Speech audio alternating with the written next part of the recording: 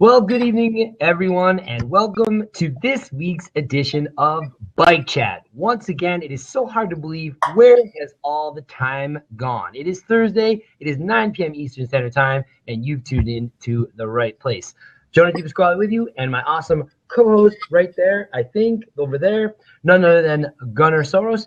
Gunnar, it is so good to have you on the show. One quick reminder, by the way, folks, Tuesday nights, Gunnar does an awesome job hosting Craft Beer Blab. So if you folks love craft beer, or you're all about home brewing, or want to learn some things or two about different styles of beer, and even just a little bit of unhinged zaniness, that is a great show to check out. So that's Tuesday nights.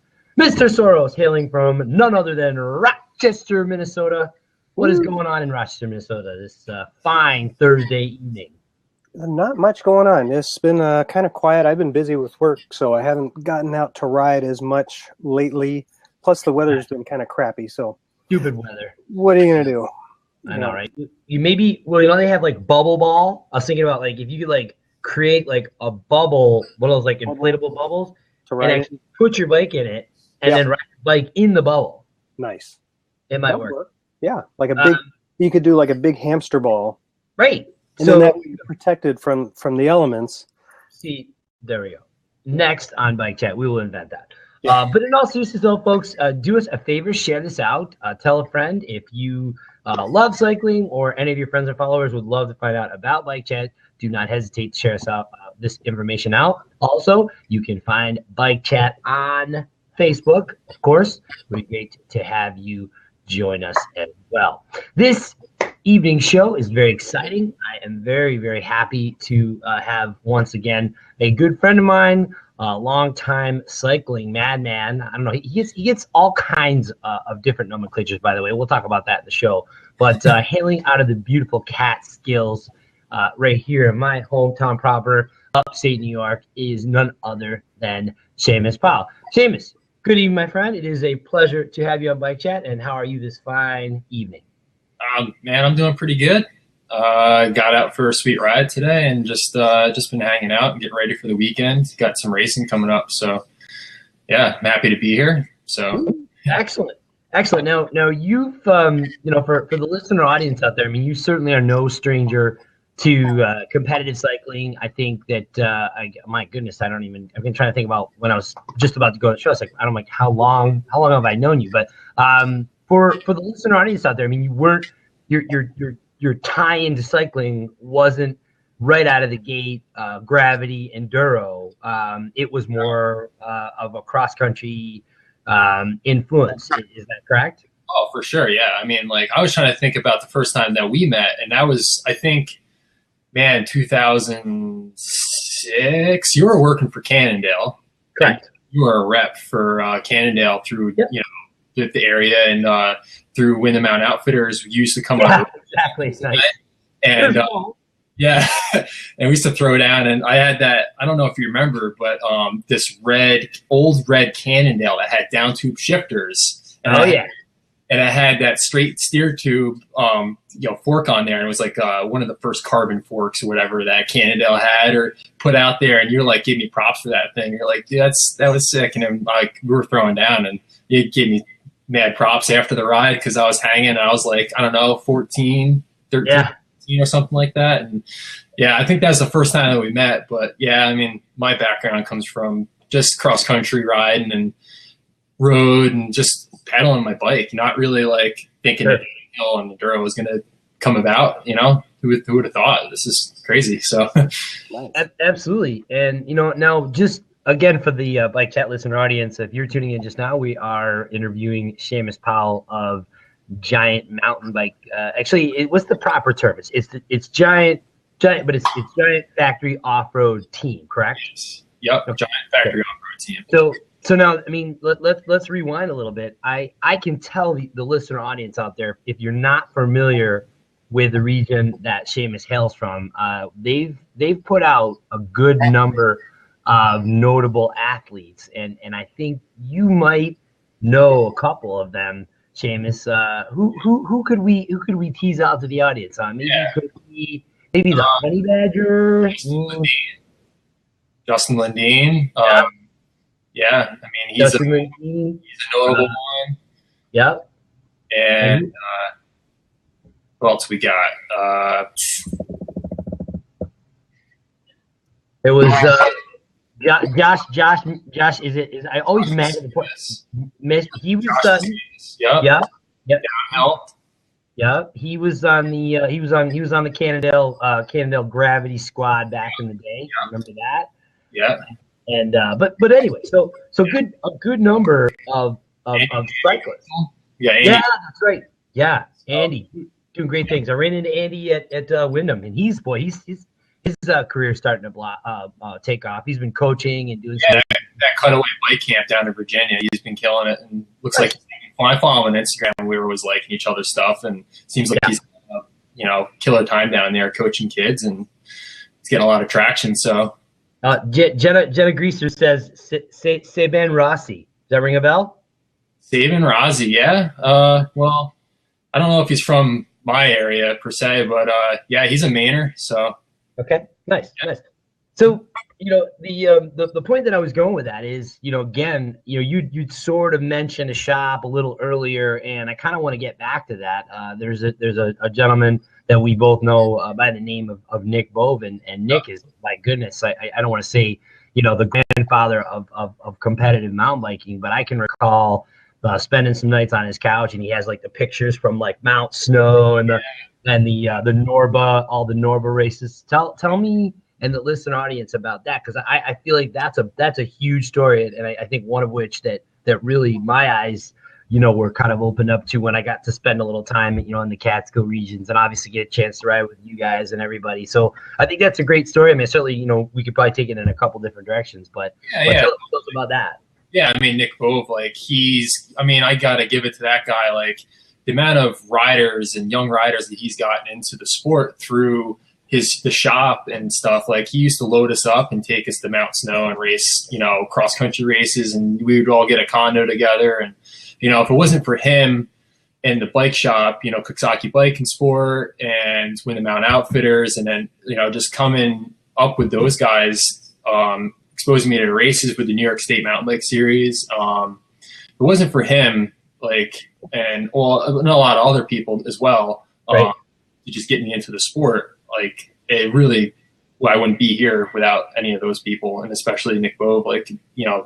Give that guy a lot of credit for what he's done, and especially with the World Cup. Yeah.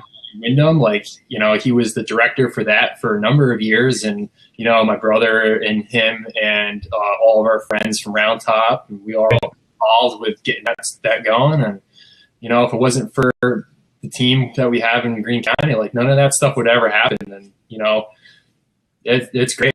He's a decent guy.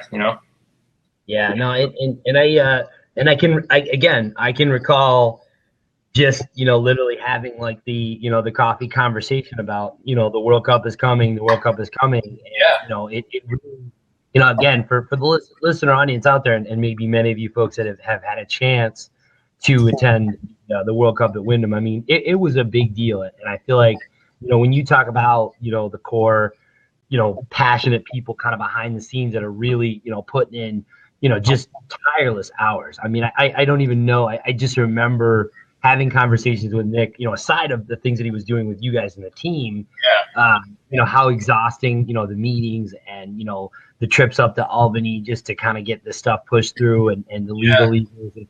Just beating a drum on getting funding and money for it. And I was on the other end of that with my brother. He designed the World Cup downhill track with a number of other people, and just going up there and just picking rock out of the side of the mountain and building the road gap, the infamous road gap that they have in the track. And right. and then, Mike Henry just going out and, Mike, love Mike. Good guy.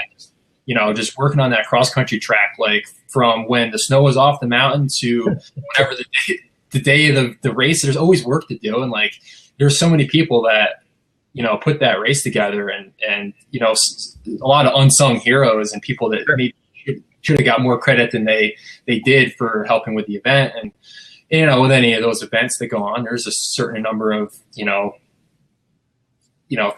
things that go on behind the scenes that no one wants to talk about. It's just, but, it's just, it's great. I mean, just so many good people that come out of Greene County to get all that off the ground. It's really impressive. I hope it comes back at some point, but that time will tell.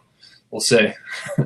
Yeah, let's hope it does. Hey, Nicole, welcome. Thanks for popping in. We're chatting with Seamus Powell. So, Gunnar, I guess, again, fire away, man. I know I've been kind of jibber jabbing all along there. I'll let you kind of take the wheel for a bit. Oh, I was just enjoying the talk and hearing all the background there. So I guess, how did you get started in bike racing? I mean, what's the backstory? I've heard a couple of different things. Your dad's been a big bike racer, and so he kind of brought you up into this bike racing culture.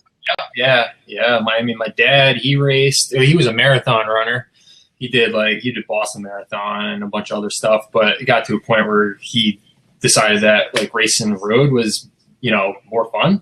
Mm-hmm. So he raced road, and he was an avid cyclist. And I can remember as far back as I can think, we were all on bikes all the time. Like my brother, my dad, brother got into mountain bike racing, and then I was going to bike races since I was 4 or 5 years old, standing on the sidelines in the feed zones, watching my brother go around in circles, and it's in my blood. I can't think of a day or a year that I hadn't gone to a bike race or been somehow involved with riding, whether it was grabbing my bike and riding to my friend's house to go fishing, or, by the time, I was 9 and 10 years old, my parents, got me a BMX bike, and we'd go to Kingston Point, and, I'd go around the track, and then I started racing. I guess that's when I started racing, right around when I was 9. And then kind of grew out of that. I just kind of lost interest in it.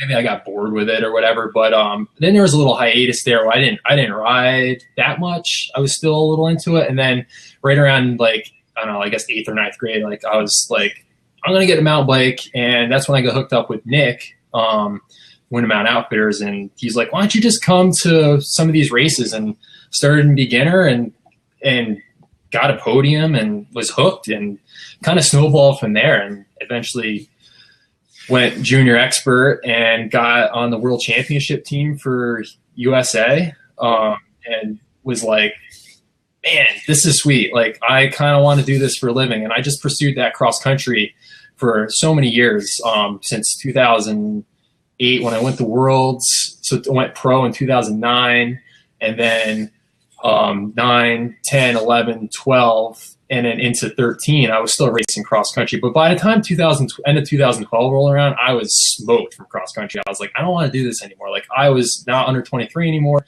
I was going to go pro. I didn't have I had a lot of support from Giant Mid-Atlantic at the time, because that was the program I was riding through, and that's how I got linked up with Giant. Okay. So I was graduating massage therapy school, and I was like, you know what, I don't know what I'm going to do. I don't know if I actually want to do this stuff anymore. So I just applied to nursing school for the following fall. I was just going to continue just straight through, just be done with it. And I got hooked up with, he was a teammate at the time, but good friend, Matt Miller, he signed on right now. He's watching. Hey, Matt. So he started coaching me, and we just sat down and were like, well, what are your goals? What do you want to do? And I'm like, I just want to have fun again. So, national championships were coming back to the East, 2013 and 14. So I was like, you know what? I'm going to race single speed. I'm going to start racing cross country. I'm going to race single speed. I hadn't been on a single speed very often, but I was like, I'm going to build a 6 single speed, and that's my goal. I'm going to win single speed national championships in July 2013. And that was that. That was my goal. And I didn't have a really heavy fall or spring of racing. I just had a couple races picked out. I had a lot of school to finish up, so I was like, I'm gonna wait until July and just give it everything I had. And I had a couple Super D races in the springtime that my brother and I would drive to, and I kind of got hooked on that. So it was kind of like a mix. So I was racing some Super D, a couple cross countries. So then July rolled around, and I was feeling really good, and I raced the single speed race and won by like 10 minutes or something. Holy cow. Yeah, I was on really good form. I was like, oh my God. So then I was signed up for the Super D race, and I had won a bunch during the spring, and I jumped in that, and with one pre-ride run in the morning, just laid down a heater, like went as hard as I could go, as fast as I can go down the side of Bear Creek in Pennsylvania. And I come across the line, and you know, the announcer's like, oh, the fastest time of the day, Seamus Powell. You know, there's like 10 riders left, and dudes started coming down, and they weren't even close to my time. I was like, holy crap. Like, and then it came down to like, there was like 2 riders left. I was going to get a podium, and Nico Mullally came down, and he was like maybe 2 or 3 seconds off me. And like, he was the last guy that I was kind of worried about for the whole thing. I'm like, holy shit, I just won national championships. I won 2 national championships in a row weekend. And then I was like, I'm not going to nursing school. and then, you know, and then I started racing enduro because the Eastern States Cup started a little later in the year, and I just started racing those, and I was winning enduros, and I was hooked. Like, that's what I was gonna do. So nice. Yeah, it's just, I mean, there's so many other moving parts that go along with like with all this stuff, but like, that's plain and simple. Like, I just kind of fell into it, and by chance, and it was pretty awesome. Now you know, I tell you, there's a couple people in this listener audience that can probably benefit from just some of the advice that you're starting to kind of thread together here. Yeah. You know, I know that you're, you know, by the way, all listener audience, I mean, Seamus is huge on, you know, paying it forward, fostering advice to other younger riders, you know, those kinds of things, mentoring. Yeah. But you know, if you see people, like, let's just dig right down to it. You're basically an entrepreneur, okay? So it's hey, i.e. Seamus Powell, I'm going to ride my bike professionally and make, you know, a living doing it. Now, you know, you obviously had, you know, I want to be a nurse, by the way, good for you, because they are making good money, by the way, just so you know, in case I make about that, Gunnar. We may need to take BikeChat on the road and become nurses anyway. So but seriously though, I think what is, you know, let's dig down to that, you know, bit of wisdom. Like, okay, you know, I am Jonah D mountain bike guy. You know, I got some good chops to me. You know, I could probably hold my own in the line, and maybe I have a few podiums in cross country or enduro or cyclocross or whatever. Like what is that tipping point of advice that you can give to riders where, you know, they're kind of like, oh man, you're like, you know, it's like, you know, 1 foot in the bucket and then 1 foot in, you know, the I'm working at a bike shop part time, but I want to race my heart out on the weekends and travel. You know what I mean? What's I guess I know that's a lot I threw at you. Yeah. So you're asking what's the definitive line of like, I'm going to do this or I'm not going to do this. Right. Exactly. Yeah. Yeah. I think it's different for everybody. I think that if you're going to do it, just get a lot of people that are supportive, and it doesn't have to be family. Some families, you know, they just push their child out the door or whatever, and they're on their own to do whatever. But like, you know, find a good shop to support you, and just be fully committed. Because if you're going to half-ass it, you're not going to get anywhere. Because this is a hard sport. It's super hard, and I mean, like. You say making a living racing your bike. I call it breaking even racing a bicycle. So there's a lot of ways to do it, and you know, it's just if you're going to do it, just go for it. Like, don't, you know, get to the races that you need to be at, and even if you're getting smashed, you're getting experience. And if it wasn't for all the races when I was in cross country that I just got absolutely smoked, pulled from short tracks, and getting lapped in World Cups or making it to last lap on a World Cup, or even like going to cyclocross races in the fall where I was completely cooked, I would still go to UCI races in the fall and just get annihilated. And I was learning all along the way. I'd be demoralized on the way home, but then I digest it. You know, by the time I got home, I was okay with, you know, just getting crushed. But it's being at the right races, being at the right place at the right time, and just being fully committed to everything that you want to do.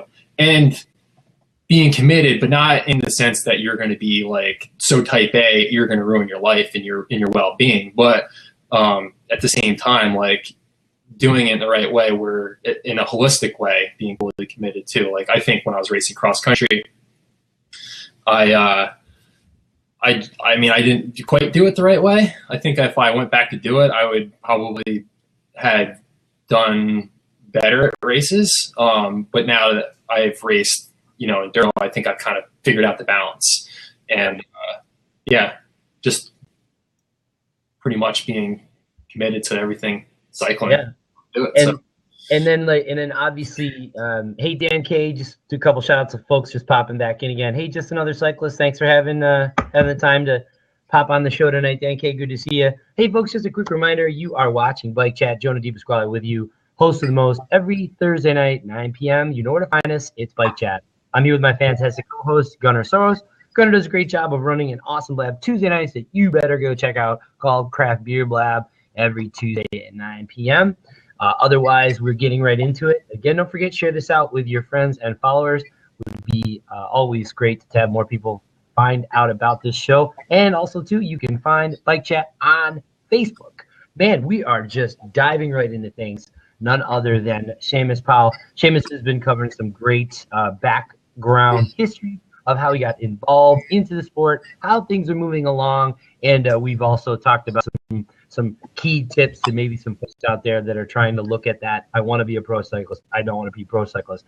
And I got a couple things on that. I think Gunnar, you might have a question on this too, but it is, as you said, you're an entrepreneur. You're going out there. You're riding to let's say break even. But one of the things that I really want to key in on is you said two things that make a lot of sense to me. Yeah. And it's saddle time. It's getting out there. It's getting pulled. It's getting lapped. It's the DNFs, the technicals, and I can remember some of the races, and I just been following you. And some races didn't necessarily go as great as beating out Nico Mullally and things like that. I remember a couple races where you were ramping it up, and you got a flat or you DNF'd, and that happens, and it's going to happen in any sport. But I think that the other takeaway about that too is being strategic with the events that you have to go to. I think that's another good one. Like, don't race every race, right? Race the races that are smart, or races, to your point, that are going to be beneficial for you to be there, for the right sets of eyes to be there, that sponsor, certain teams, certain coverage, and I think that's kind of good advice for you. I mean, well, not necessarily you solely yourself, but for those folks out there watching that. Yeah. So, I mean, a good example of that is when I was racing cross country, the USA Cycling, they had this program where you could go over to Europe, pay a lot of money, and get experience racing European cross country races. And it was at a time of the year. It was like, I think we all went over there. I didn't go personally. Like, I was all set up to go, but I got pulled out last minute to go over there and race. And I decided not to because there was 3 Canada Cups in Quebec in the same time frame, the same time period or whatever, that I could drive to and get really good international experience, fast racing, UCI points, and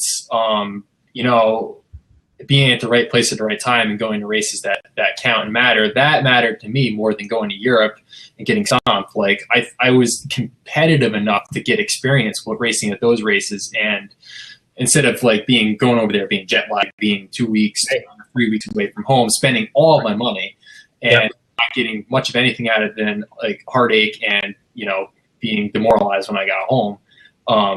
I'd go to Canada. I wouldn't get pulled from UCI race. I'd have a really good time, and I got a lot out of those.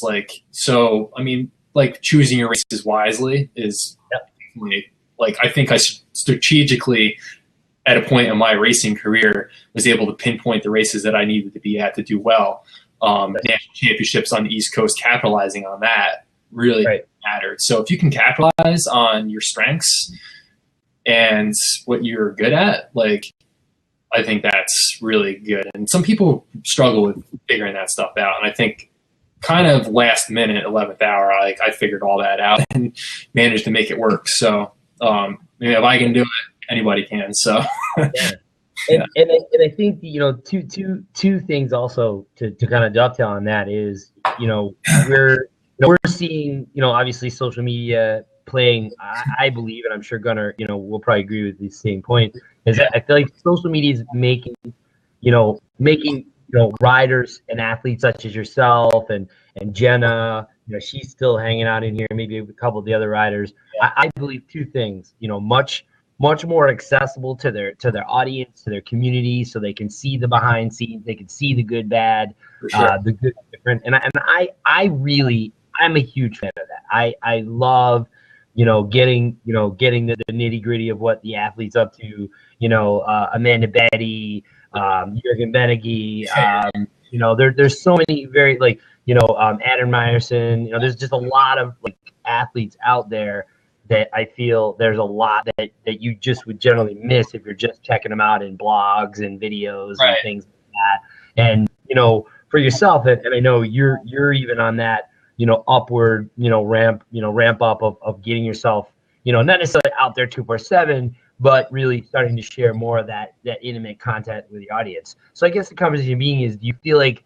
that, you know, are the sponsors, are the, you know, the eyeballs, the headhunters, are they factoring that social presence in as well? Do you believe, other than like, here's my sponsor me video and my resume? Because let's face it, I think I could be wrong, but I believe that is almost gone to the wayside these days. I mean, people got to be seeing you. They're gonna be like, whoa, you know, Shape's out there, he's moving and shaking, and you know, I don't know. Does that make any sense?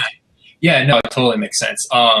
You know, the mail-in sponsorship resume that's got, you know, 4 pages of results and a couple pictures doesn't really necessarily make a difference anymore. And the social media following is huge nowadays. And I wish it wouldn't be so much, you know, determining sponsorship and that sort of stuff, because I think there's a lot more that goes into it that gets missed.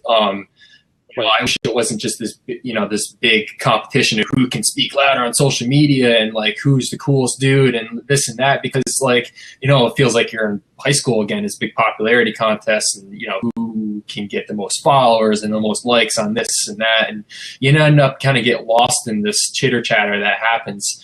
You know, and I personally am trying to create content for social media that people want to follow. And I think I don't have a ton of followers, maybe 1,000 on Instagram and 600 on my athlete page and on whatever. But I think those are, you know, devout followers. And, you know, when they post something, they like it and this, you know, stuff. And, you know, I'm trying new things with social media. It's still new to me and I'm learning a lot about it, to figure out what people want to see. Because sometimes I post a video that I think a lot of people would love, and it doesn't get that many views. And I post a silly picture of my bike leaning against a tree, and it's like, you know, and I'm like, that doesn't really make sense to me.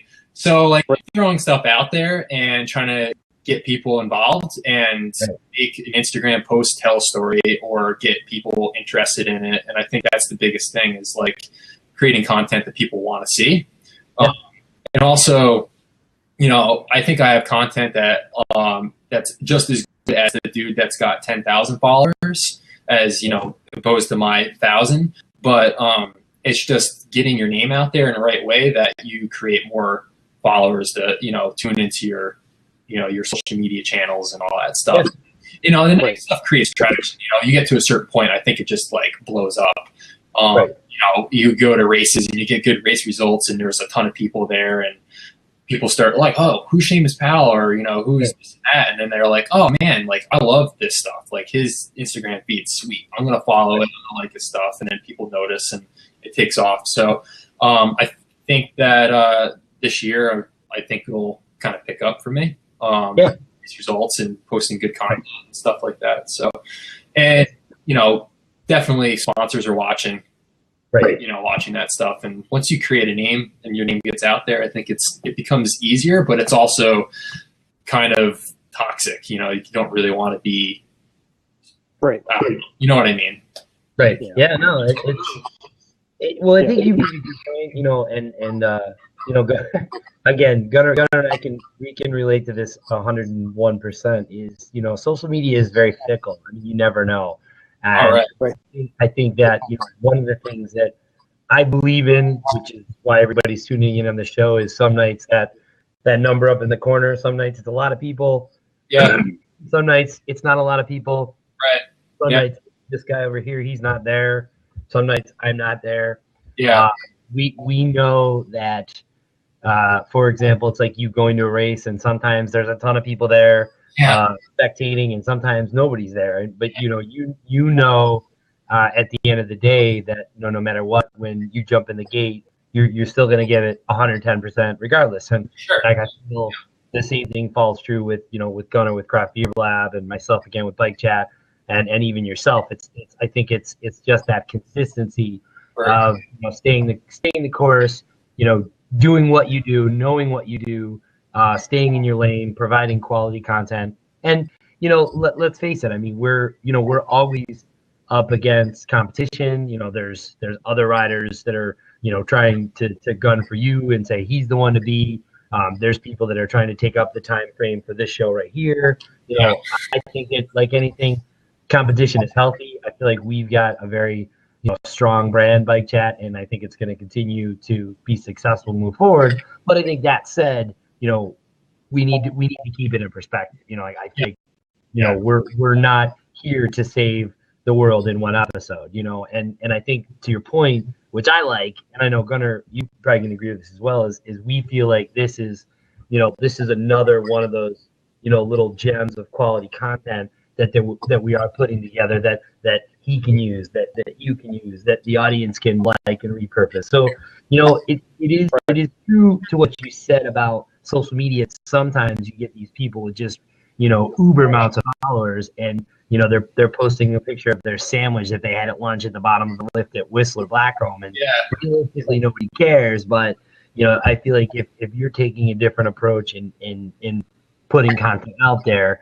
I think the true people that are your followers, that are your core followers, will gravitate to you for that exact reason. So cool. Looks like Matt Miller got a posted a question. Matt Miller asks, what is the difference between EWS and ESC races? What kind of questions like that? Huge difference. Oh man. Well, an Enduro World Series race, if anybody doesn't know what EWS, it's Enduro World Series, and Eastern States Cup, ESC. There is a massive difference. The courses are longer at an Enduro World Series race. There's obviously deeper competition than at an Eastern States Cup Enduro race. That's kind of our regional East Coast race series that George Ulmer puts on. But if from a racing standpoint, I feel like I have more pressure at an Eastern States Cup because I think I've won a lot of those races, and I've had this kind of like image to uphold that like I'm like the East Coast Enduro king, as Jenna puts it. That's hilarious. But when I go to a World Series race, I'm fighting for top 30 because that's a good ride for me. There's so many fast guys there. It's just, I don't know if it's comparable. I think Eastern States Cup, the timed racing is it's a lot closer between all of us because there's only 15, 20 minutes of time racing, and the runs aren't very long. So you can't really make like a huge gap on somebody in 15 minutes of time racing in an Enduro. So we're like if I win, I'm only winning by like 5 or 6 seconds. So like a World Series race, I'm not winning any stages, but the time gaps, once you get to a certain point, tend to grow a little larger because the stages are a lot longer. So I don't know. That's not really a good description of it, but there's a huge difference. I don't think it's comparable. Well, and I can chime in. I mean, personally, I've not, I haven't called the EWS series, but I've definitely called ESC. And to your point, Seamus, I mean, ESC is I don't want to say a mom and pop shop series. I mean it's a very that's legit. Yeah, it's a very very sought after series, and yes. I think that I can tell you without question is you never know, number one, who's going to show up at those races for starters. Yep. And number two, the other conversation being is, to your point, is because like I would equate ESC to like a Coors Sprint or something like that. I mean, you got to go balls out because sure. you're talking about like tenths of a second difference between you and the next person in the gate behind you. And you mentioned George Ulmer. By the way, great, just another one, of those tireless, evangelists and ambassadors of, Gravity World. And it's funny, we mentioned Nick Bowe. It's just amazing that the amount of uncompensated time, that George has put into continuing to keep that series afloat. I know that, man, if I'm correct, that series kind of went through a couple bumps in the road as far as trying to redefine itself. And I noticed that there was a number of drops in the series and where the event was going to be. And for a while there, people like, oh my God, it's it's going bust. And the guy's just been tirelessly fighting for the Gravity World. And I think that's just a hats off to him, because at any time the guy could have just said the hell with it. Yeah, right.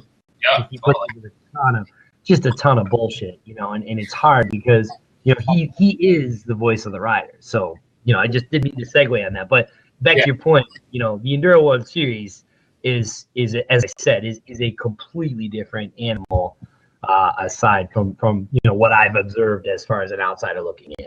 Yeah, it's completely more competitive, but for me, racing Eastern States Cup, being as competitive as I am and how tight the racing is, like, it's really good for honing my skills. Like, I would imagine. Yeah, I mean, like, we go to let's say Blue Mountain in Pennsylvania, and like the guy last year got second place on a downhill bike. So we're essentially racing 5 downhill runs. They're all 3 to 5 minutes long, so there's no margin for error. But then when you go to a World Series race, I've kind of honed my skills enough that when I go there, I have the pedaling power and fitness that I know I have from cross country and the exorbitant amount of training that I do. I train all the time in the right ways. But I go there and I have the skill and the fitness to back up a 10-minute, enduro stage that's got a ton of pedaling and a ton of super techy terrain.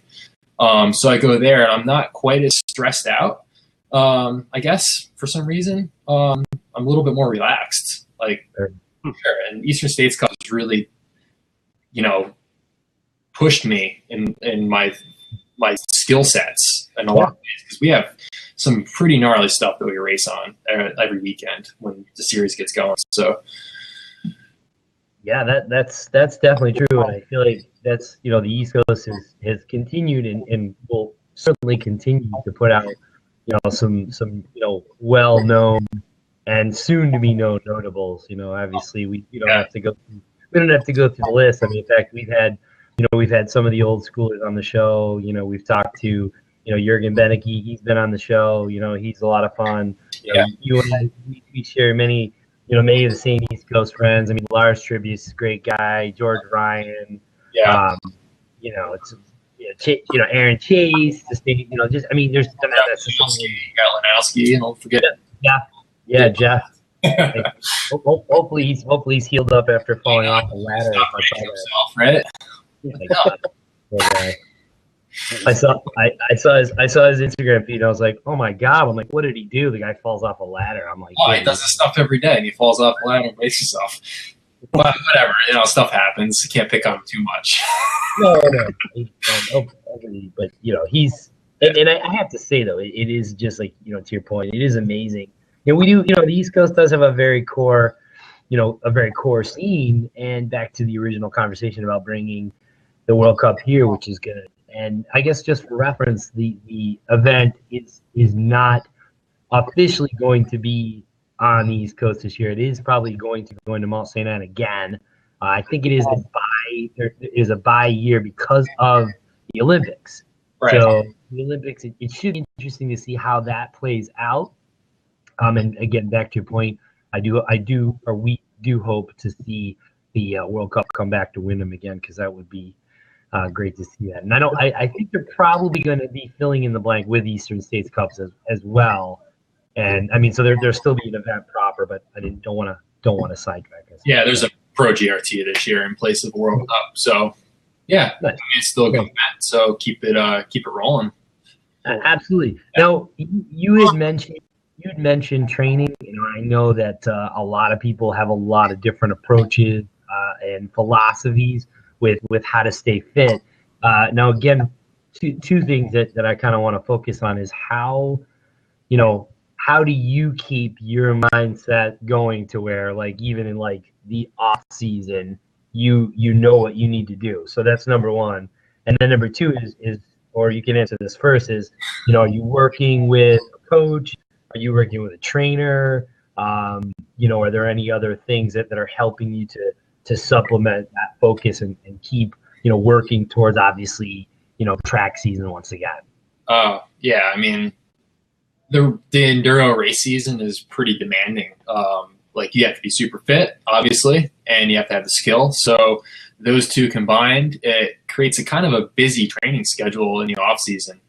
You need a good break in the off season. Generally, the November block is between Halloween and Christmas. I'm kind of like, can ride if I want, I'll run and hike and whatever. But then, like, once Christmas starts, like, that's, I have laid out goals for the following season with races and stuff, and we're working towards those, like, pretty hard once Christmas rolls around after the holiday season. And I mean, just training, like, it's hard because everybody's different, and you want to train to your optimum, not your maximum, for your performance, and train, I guess, what Joe Friel would say was, like, the least amount to get the maximum benefit, so you can be able to train your body in the right way, recover from it, and do it again and again and again, and then ultimately getting stronger.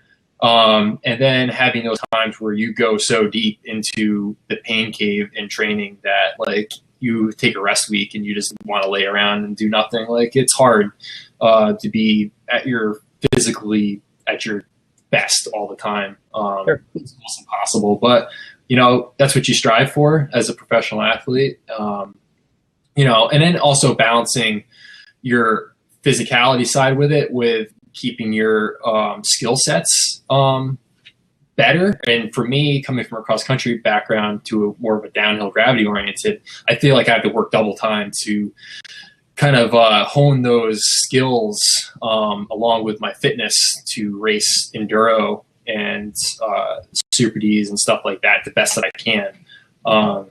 So I guess without giving a complete, like, rundown of my training schedule day to day, because it always changes and, like, everybody's different. So what I tell you is going to mean absolutely nothing. Is I work with a coach. He's actually signed on right now, Matt Miller. He's down in New Zealand working on his PhD, so I haven't seen him for a while.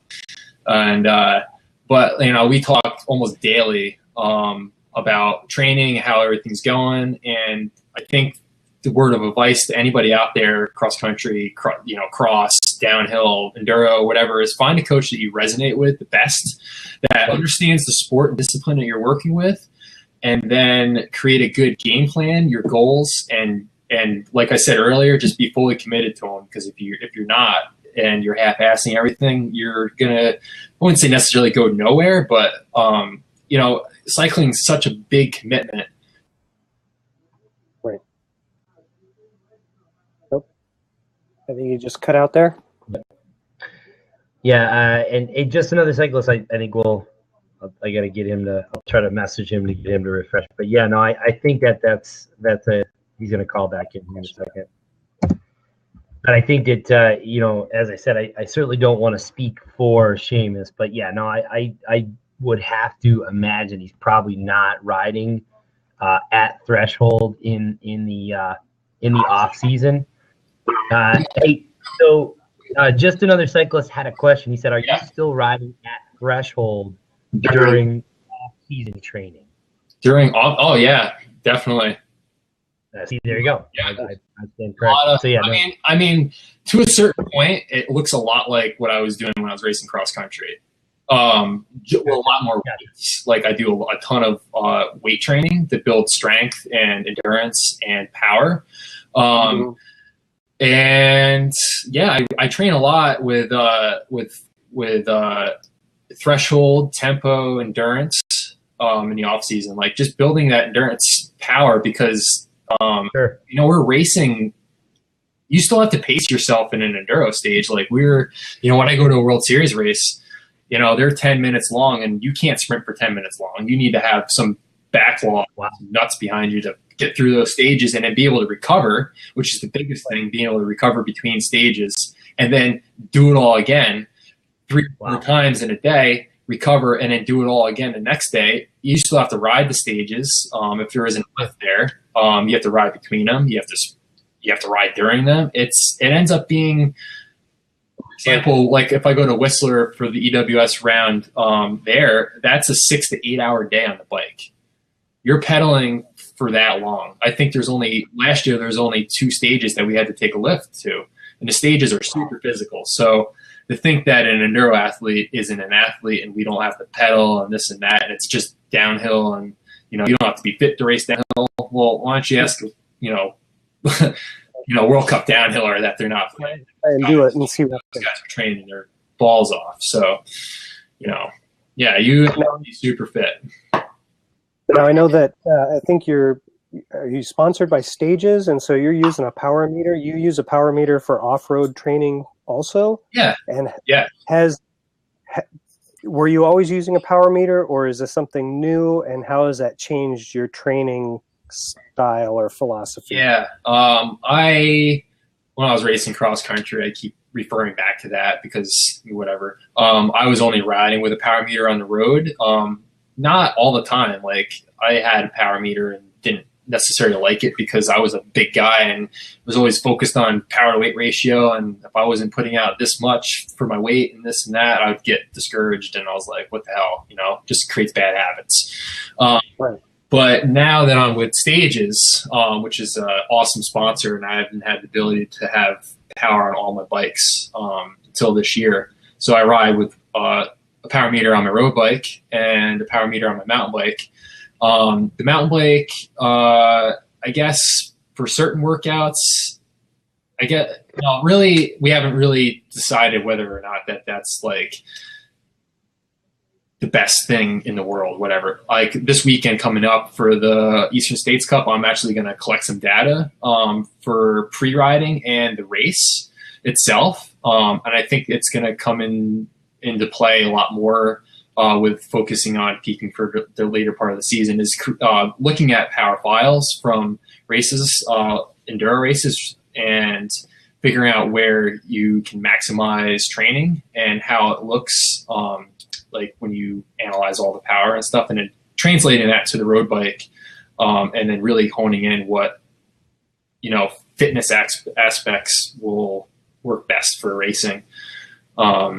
And from like a training standpoint, I think it works really well with figuring out like how recovered you are going into workouts. I think my coach and I have really honed in on recovery in the past 2 seasons, and knowing when to go hard enough or when to train and when not to train, I guess.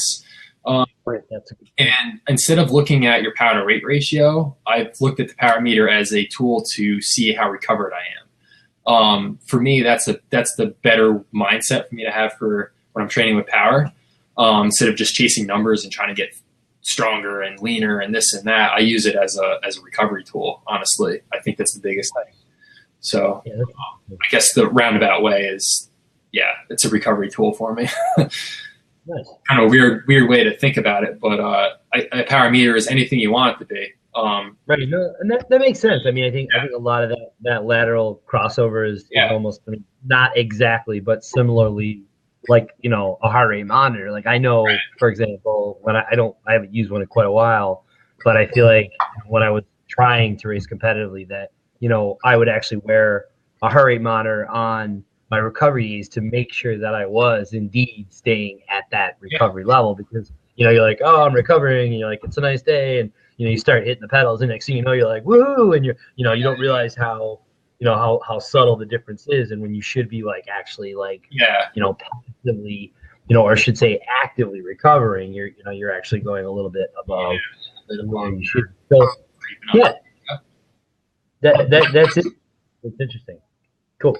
Awesome. Hey, what really quickly, what have you been following a lot of that nonsense that's going on with Strava right now? No, I don't even use Strava. I don't even pay attention to it. Gotcha. So that's I think it's stupid. So that it's a no, and it's a no. No, it is stupid. Big. Well, I can. In that case, I can just briefly preference some of the craziness that's going on. There is and or are some legal situations that are now occurring because of speeds apparently being recorded of riders, going through certain parks on mountain bikes, to the point where they're now banning mountain bike access. And, I know, Gunnar, you've talked about this, and I'm on Strava, Gunnar's on Strava. I mean, I use it more just, recreationally as a good motivator for me, because I quite frankly, don't have a huge amount of time to ride. So I feel like it's just fun to putt around and keep track of it.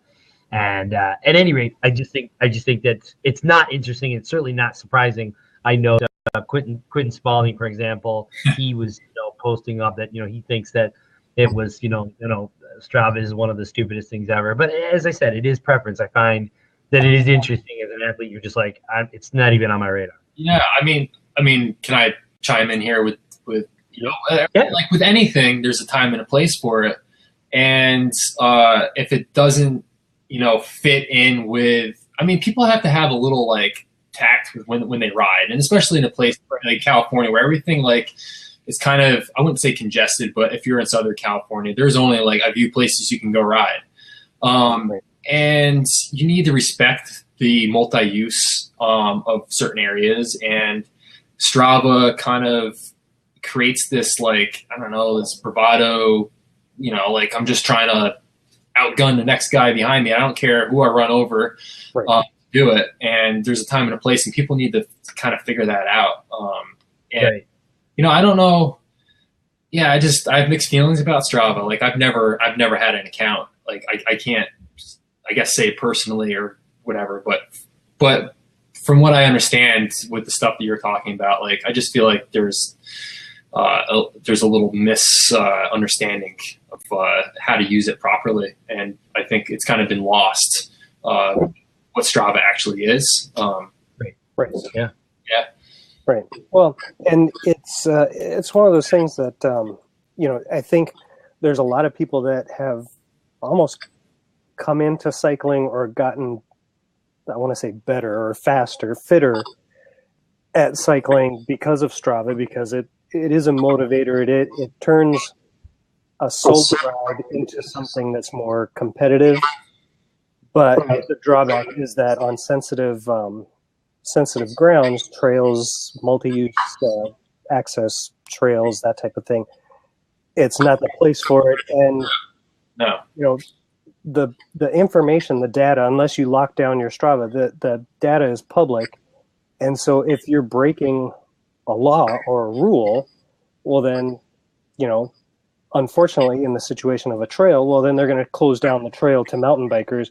And it could be just because a couple of people are breaking the rules. But that's the case with a lot of trail closures is, people go in there when it's wet, and all of a sudden the trail is closed because some groups can't keep off the trail when it's wet. So yeah, exactly. Yeah, and they've, like I said, they've obviously proven that those breadcrumbs and or data, if it's my Strava account saying that I rode here and this was my route, and clearly, to your point, it's not a hidden or locked segment. They're going to say, wait a minute, you're right here on the 28th you rode through here, and technically here isn't a legal. And I feel like there's there's a very small percentage of legal eagles that are going to go to that level, and I think to Seamus's point, your point, Gunnar, is this is just sort of one of those, I guess, isolated example cases where it has a lot of people paying more particular attention to their Strava user habits. In fact, I have to say to you that and I think in like 2012 when I first started using Strava, there were certain areas where I'd ride and I would actually have locked segments so they wouldn't be able to see where I mean, it was pretty it was blatantly obvious where I was riding, but in theory you wouldn't be able to see that. So I think if you look at Seamus at your level, I do not know many pro level riders that use Strava. I mean, I could be wrong. I do know that like many of the road riders, gravel riders, cyclocross riders use it. Like Jeremy Powers, Jenna, she's on Strava, and I think it's a different animal. You know what I mean? I think your point is, Seamus, if it works for that applique, great. I feel like for many people it's a motivator. Hey, this is what I'm doing. This is where I'm riding. I'm taking, like the Giro d'Italia was going on. They had like a climbing challenge and a sprinter challenge and all that stuff. So I mean, I feel like if you're using the tool that way, it makes sense. But exactly, don't be stupid while you use it, and there's a time and don't be reckless. Like, it comes down to simple rules, and if you can't follow those rules, well, you're an asshole. So simple as that. I mean, it goes to anything. It doesn't mean it doesn't even have to be Strava. Like, there's certain things that you do and you don't do, and like, if you can't do that as a human being and respect people, then like, you shouldn't be there. So simple. It's just simple. Yeah. Like, I don't want to get on a rant about people and and I think the beauty though of social media is I feel like it allows for Jenna chimes in. Oh God, nice. Got a couple things going on here. Matt Miller's asking about your goat, and then Jenna tuned in and said people let ego go and let ego get in the way. I agree with that, Jenna. That's a good point. So. All right, so Matt Miller's spilling the beans here, and I know our listener audience is trying to wonder what was going on with. I knew it would come up. He wants me to talk about Munchie, my goat. It's not what I posted earlier on the event page. That's not Munchie. That's just some picture from the web. But back at my parents' place in New York, we have our last remaining dairy goat, because we had like a little farm growing up, and she's kind of her last goat. And she's probably, she's got to be like 16 years old. She's as old as goats can get. Like, I don't think there's a goat as old as her in the world right now. She used to come on some mountain bike rides. She used to chase us down the trail to a certain point and turn around and go back. And she's super cool. Like, she's a character. Like, if you met her, you would understand. But the story behind the goats is we had dairy goats, and when I was younger, we were in 4-H. My parents got us involved in 4-H, and we would go to the we'd go to the goat shows. I'd show goats. I think that's where I got my competitive. I cut my teeth in the show ring. Nice. Out back in the state fairs and the county fairs and all this stuff. And like, yeah, it's just a funny story. Like, I talk about it in tongue in cheek and everything, but like, it's just character building, it's wholesome. It's a wholesome upbringing. I love it. That's good stuff. Yeah. And for the listener audience, there is trail goat. Nice. Kyle Cahoon, he says trail goat. Yeah. Trail goat.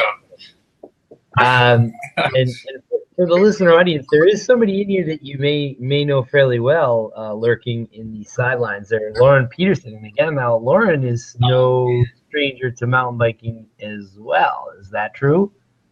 Yeah, she's fast. She's real fast. She's also very smart. She's working her postdoc and racing her bike at the same time. So I give her props for for doing what she does. Probably one of the most dedicated people that I've ever met. She's pretty incredible. But from a racing standpoint, and like I look at the lines that she takes sometimes, and I learn a lot. Like she's like so smooth, like it's ridiculous. I'm like, holy crap, why didn't I think of that? And she's, we'll go pre-ride together at a race, and she's like, oh, did you see that line? I'm like, no, I just blew through it, and I'm like, and it ends up being wicked fast and smooth, and she's incredible. Nice. So, yeah, she's awesome. She's also my girlfriend. So if anybody doesn't understand that, like I'm talking so highly of her, she's not just some random chick, so yeah, she's pretty awesome. Nice. Well, we are getting to the top of the hour, Bike Chat audience, and it's hard to believe an hour has flown by. As I said, just a quick reminder, this is Bike Chat. We're here every Thursday night at 9 p.m. Eastern Standard Time. Don't forget to share out the last 30 seconds or give both Gunnar and myself a follow. And also be sure to give our good friend and guest this evening, Seamus Powell, a follow. Seamus is also on Twitter. You are on Facebook. You have a Seamus Powell Facebook page. And I believe you're on Instagram, too. You're on Instagram, is that correct? I'm on all of it except Snapchat, which is funny because Matt Miller, my coach, is always trying to get me to use Snapchat, and I downloaded the app, but I haven't fully committed into making an account and Snapchatting. But yeah, you can find me at everything else but Snapchat, and it's all the same user handle at Seamus Powell. You can search me. I think there's only one of me, so yeah. Hopefully. Yeah, but hopefully. That's all I can handle. There's only anybody who handles one. I know, right? Well, sweet. Seamus, before I turn it over to Anello for the final words, you got the last call of the evening. Any words of wisdom you want to throw out there to the Bike Chat audience this evening? Who's that? Seamus or me? Seamus. I said before we sign off and I turn things over to Gunnar, you got any words of wisdom for the Bike Chat audience?